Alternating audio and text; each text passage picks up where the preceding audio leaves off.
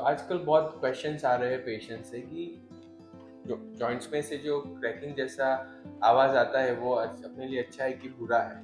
तो क्रैकिंग का आवाज आना दो तरीके से आता है। एक होता है नॉर्मल, जॉइंट में जो गैस बनती है, वो गैस जब जॉइंट खींचता है और उसका जो बबल फूटता है उसका होता है, जो नॉर्मल होता है। और दूसरा होता है जो घिसारे के कारण होता है, जैसे कि घुटना घिसने के टाइम पे होता है।